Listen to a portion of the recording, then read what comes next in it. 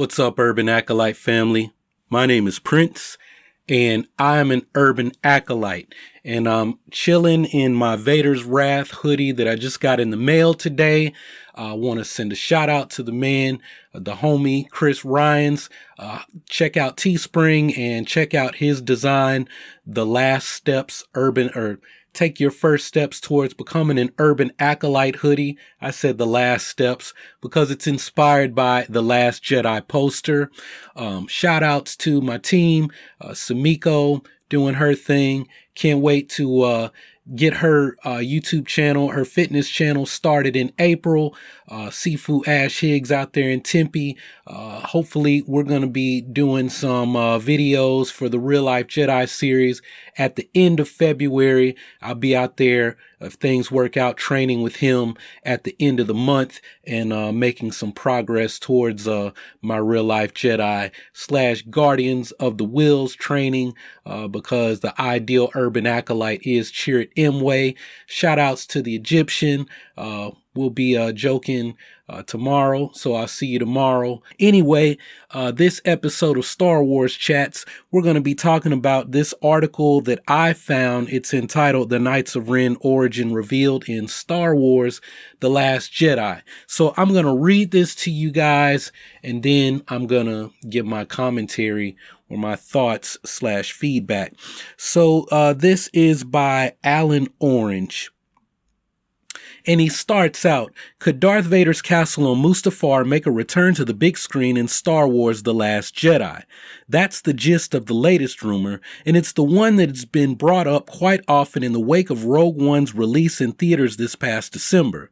The castle is believed to be the one thing that connects Star Wars 8 and the first anthology movie together. Today we may have a better understanding of its importance, not only to the movie, but also to Kylo Ren's team of Jedi assassins known as the Knights of Ren. The Knights of Ren remain a complete mystery. While they were introduced in The Force Awakens, not much was said about them, and their name is never spoken on screen. If it weren't for J.J. Abrams talking about the Knights in the press leading up to The Force Awakens release in theaters over a year ago, we may not have even known who they were. Star Wars The Last Jedi is now less than a year out, and it seems some of the mystery is being cracked. There have been plenty of fan theories leading up to this minute, and some of that falls in line with what we're hearing today. And the Knights of Ren Origins will help peel the layers back on Kylo Ren's own backstory. It has long been known that the Force Awakens trilogy will be as much about Rey's path to becoming a hero, or possibly villain, as it will tell the unlikely tale of Ben Organa. Some say Solo, but he's royalty and would have taken his mother's maiden name, not that of a scoundrel like Han Solo. On the Blu-ray commentary that was recently released with the Star Wars The Force Awakens Special Edition, J.J. Abrams revealed that most, if not all, of Kylo Ren's path to the dark side and possible redemption is completely laid out. Most of Kylo's history wasn't revealed in the first new Star Wars movie in over 30 years so that it could be told in The Last Jedi, which is one of the reasons the lettering in the recently revealed title card is red. These new plot details come from a somewhat trusted YouTube source who trades in Star Wars 8 rumors. Before the new year, Mike Zero, who claims to have insider knowledge from the set, revealed that Rey will be losing her hand much like Luke Skywalker in The Empire Strikes Back. He now claims that there will be a very important flashback to a castle in the 8th Skywalker saga chapter, and many are speculating that this will be Darth Vader's castle from Rogue One. The Last Jedi will be flashback heavy, something we've heard before. Previous reports claim Luke will channel the Force from what is known as a Force Rock to show Rey the history of how he lost Kylo Ren to the dark side, so that she better understands the path Ben Organa was set on. The heavy emphasis here is not only on Ben, but Luke's fallen Jedi pupils. Skywalker's lost students are those who make up the dreaded Knights of Ren. Sensing distress in their master, Kylo Ren is able to recruit this gang from Luke's Jedi temple and form a dangerous gang of intergalactic assassins, and they follow Ren's dark cause to finish what Darth Vader started, whatever that may be. The Last Jedi will have a flashback that shows the Knights of Ren origin story in full, and it is this scene that involves the castle. This same castle is said to be first revealed in Rey's The Force Awakens flashback. It's just that viewers don't know what they are looking at. It comes when she witnesses the Knights of Ren slaughtering a mysterious clan. The backdrop where we first see Luke Skywalker place his hand on R2-D2 in The Force Awakens could definitely be Darth Vader's homeworld of Mustafar, which now makes more sense. As many assume, the castle scene in The Force Awakens is a vision of Kylo Ren killing off the last of Luke's students. Star Wars Story Group chief Pablo Hidalgo actually said a while back that this is not the case. One Twitter user asked, the Force Awakens script says Kylo kills a warrior in the flashback. Is that scene plays in Luke's academy or somewhere else? That's what it actually says, y'all. Hidalgo answered with this, now that the script's out, it's somewhere else. Production identified that warrior as clan leader. It has been speculated that these can't be Luke's students who were killed because the group that the Knights of Ren slaughter in The Force Awakens look too old to be Jedi Padawan. So that answer is still up in the air. Who did Kylo and his knights kill in The Force Awakens flashback? The answer will be unveiled in The Last Jedi, and perhaps it's the answer to who, what, and why there is a Last Jedi. What Mike Zero wants to make clear is that the castle is definitely spotted somewhere in this scene. Ultimately, it is believed that Kylo Ren and his knights have infiltrated and taken over Darth Vader's old castle, which begs the question, does it rain on Mustafar? With a flashback scene so important in setting up Rey's story in The Force Awakens, the idea that there will be more Forcebacks, as they are often called, doesn't seem like an unlikely thing. Neither does making the Knights of Ren be Luke's fallen Padawan, whom Luke Skywalker is rumored to fight in an epic duel to their demise in The Last Jedi. All right, so I held my tongue so that I could read everything, but I've got to address this, right? So this article says that Mike Zero is a trusted YouTube source who trades in Star Wars rumors. He has insider information from the set. Now, if you're, I'm sorry, whatever your name is, Alan Orange, you have zero credibility if your source for these articles comes from Mike Zero. Mike Zero does not have any insider information from the set. As a matter of fact, if Mike did, then why does this contradict with what he said in previous videos, right? And I don't watch his channel, but you see videos from time to time. And sometimes when I was doing my series on Rey's Vision, I actually did go to see what he had to say, what other people had to say, so that I didn't sound like them. And I wanted to see if maybe they were following the same line of thinking that I was, and I would have said, hey, this other person said the same thing. I didn't find that. What I did find was he said that in the Forceback vision, there was a temple in the background. Now it's Vader's castle. Is it all of a sudden Vader's castle is important because we saw it in Rogue One? Well, you know what? If Mike Zero was paying attention, and this applies to me and everyone else on YouTube, so I'm not targeting anyone. If we were all paying attention, we would have noticed that in the art of The Force Awakens, in like I'll say it's in the first 20 pages, it clearly says that while they were coming up with locations and concept artwork, they considered using Vader's castle as a scene as a location setting in The Force Awakens when they were planning episode 7 from the very beginning. So does that support that? Well, yes, Prince, obviously. Well, we didn't know at that time. No, because I don't think it rains on Mustafar. Whatever climate that you see on a planet, that usually is how the planet always is. So that, that location in Rey's vision where we see the bodies of the dead Padawan students and the Knights of Ren. And I'm going to say that those are dead Padawans because I reported that in a video I did back in the fall, where an article from Making Star Wars reported that there were models made for the lightsabers of Luke's Padawan, right? And they were supposed to be for that scene. So if you're going to make lightsaber hilts for Padawans for a scene where we see dead bodies and not rocks, well, I'm going to say that that's the Knights of Ren killing off the Jedi. Now, as far as them being fallen Padawans as well, that's something I don't think I said it in a video, but I've said it in conversations with other, I don't want to say with other YouTube creators. I know I said it to one guy who has a YouTube channel because we talked for a good 3 hours when my channel was first starting this time last year. And honestly, he could have, if he was smart, he would have been taking notes on everything I said, because I told him stuff that I didn't even say in videos until June, right? So I told him things I was thinking about doing 6 months out. So shout out to all of you who say I have no original content when I just told you, like, I have like videos planned that I don't do until 6 months later, because I'm trying to build up to that point where I can say, okay, see this, and this, so you can connect the dots and follow my train of thought. But anyway, I told him that I had doubts about Kylo Ren's ability to kill off all of the Padawan, and maybe his charisma, as he started to turn to the dark side, he took some of the other Padawan with him, and they became the Knights of Ren. But you know what? I don't think that's the case at all. I think that Kylo Ren's fall happened in stages. I think that he fell, he turned, and he left.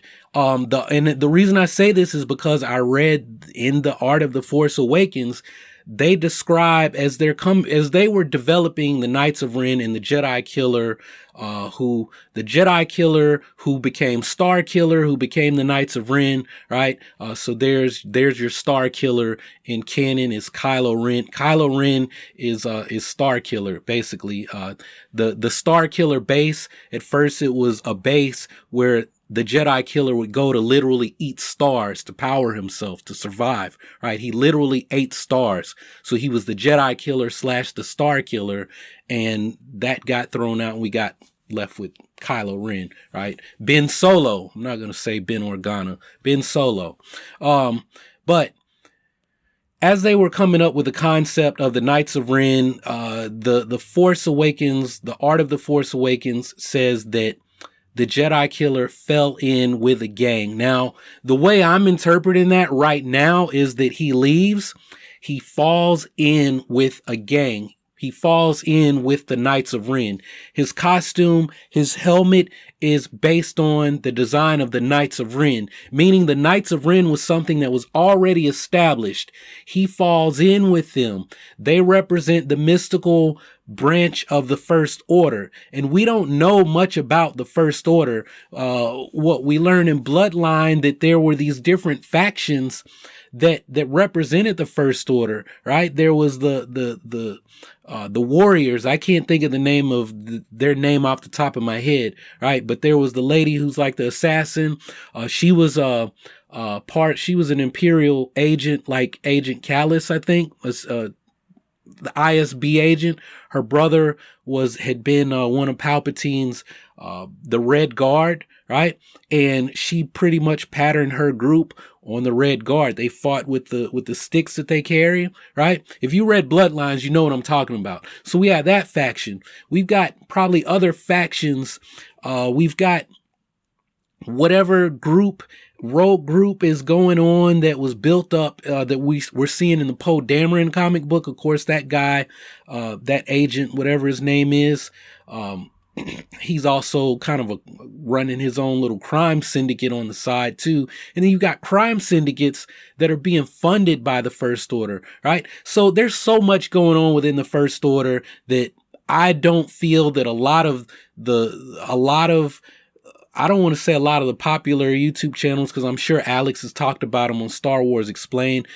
But I'm just saying there's so much going on, right? To say we don't know if the Acolytes of the Beyond, if that's, I always mess up their name, they could have something to do with the eventual founding of the Knights of Ren.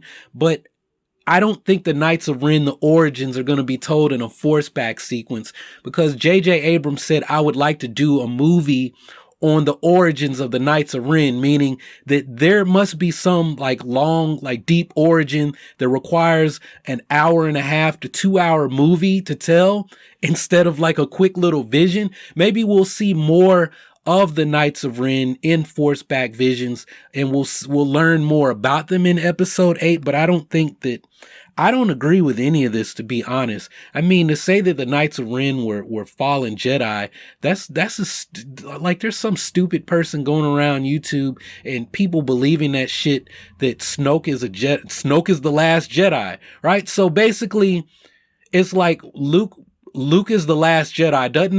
Isn't that the crawl at the start of The Force Awakens? Luke is the last of the Jedi and he's missing, right? Luke Skywalker has vanished, right? But now, well, no, there are other Jedi. They fell, right? Ezra becomes Snoke and he falls to the dark side. Ezra somehow is no longer human and he's going to be an 8-foot tall puppet, right? Who's pale and has blue eyes and he's Snoke, right? And the Knights of Ren, they represent the mystical branch of the First Order, but they're actually dark Jedi. And Kylo Ren is a dark Jedi. And the whole movie is about Jedi versus dark Jedi. And no, man, like, guys, I need you to wrap your head around this. Snoke is a new character. The Knights of Ren are the mystical branch of the First Order. They're like a religious sect, right? Think about, I know some of you, maybe you're immature, you're kids, or you're just fucking dumb. But Star Wars reflects the state of society, of the world, right? George Lucas based a lot of the original saga on the post-Nixon era, the response to Vietnam, fears that people had in America, right? Is America becoming the evil empire, right? And our democracy could become a dictatorship of some kind, right? Now, look at the world now. We've got factions, right, in the world, and we've got terrorist factions. We've got enemies that have no face, and we've got people who, look at what's going on right now with this Muslim ban. And I know the Prince don't talk about politics, and if you get fucking butthurt over that, then unsubscribe and fucking go watch Mike Zero, because he's not gonna talk about this shit. He's gonna tell you, fake shit from my contact on the set, as if. But look at like. To me, it appears that this Muslim ban is focused completely on religion, right? You got people that have to take a religion test, right? To come into the country, right? To say, okay, you're cool. Fuck you guys. Fuck you. Allahu Akbar guys. Fuck you guys. You Coptic Christians, you Syrian Christians, you Palestinian Catholic folks, you're cool. Come on. Can you do this? And, was Jesus born of a virgin? Even though technically in Luke's gospel, Jesus is not born of a virgin. That's your religion lesson for the day. I know somebody's going to hate on me in the comments, and that's fine. I'm just going to tell you now you're wrong, so save your time typing.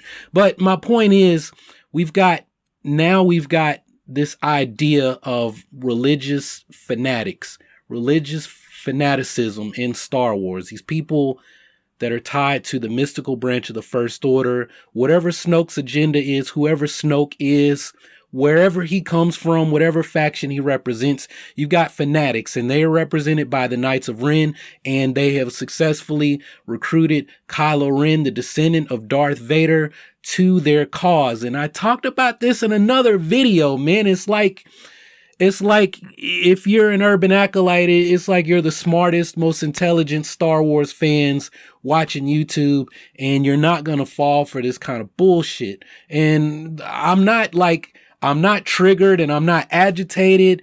I'm just telling it like it is. This is Star Wars Chats, and I say what I gotta say. And if little kids are watching, I'm sorry, mom and dad, uncle, auntie, whoever. But sometimes I just have to lay it out there. I have to let the nuts hang out and let them go where they're going to go. You know what I'm saying? So this article, no to all of it. No to all of it. No to the Ben Organa part. No to Rey possibly becoming a villain because it's not part of the hero's journey. No to the Knights of Ren being dark Jedi. Especially no to Mike Zero being a credible source. And I don't give a shit if his fans get mad at me. Go back to LARPing and believing in make believe stuff. Cause I just gotta say it, man. And I don't want to say too much, but if you guys knew stuff that goes on behind the scenes with people's YouTube channels and conversations, Man, that's all I'm gonna say. That's all I'm gonna say on that one, because I don't want to say too much.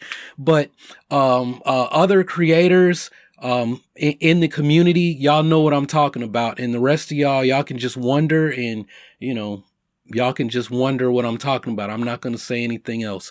But I'm gonna wrap this one up here because I really don't. I don't have anything else to say about this, but what do you guys think? Do you buy this? Maybe you've seen the video on that Mike Zero posted that this is based on. I'm not going to go look for it. I'm not going to watch it. Somebody's going to say, just give it a chance. Oh, fuck you. I'd rather, I can go practice Kung Fu instead of watch this bullshit. Like, there's plenty of other more productive things I can do than to watch some of the stupid shit that people are posting about episode 8 now that people are just watching it. Oh, Prince, what do you think about this? Prince, what do you think about this? And I'm just like, nothing, not a damn thing. I'm thinking about my trip to Arizona to go train some Kung Fu and my next meditation and going to hang out with the Egyptian and my next t-shirts that'll go up on TeePublic. So if you haven't subscribed already, go ahead and click on that subscribe button so that you can take your first steps towards becoming an urban acolyte. Use your love for Star Wars to do something more productive than to believe in bullshit fan speculations posted by bullshit YouTube channels. Make sure to continue to support us here at Urban Acolyte. We're spitting truth.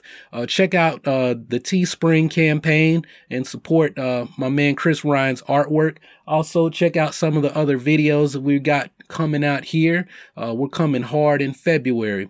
But that's all I've got for this one, so thanks for watching. Y'all keep on breathing, and may the force of others be with you. Always.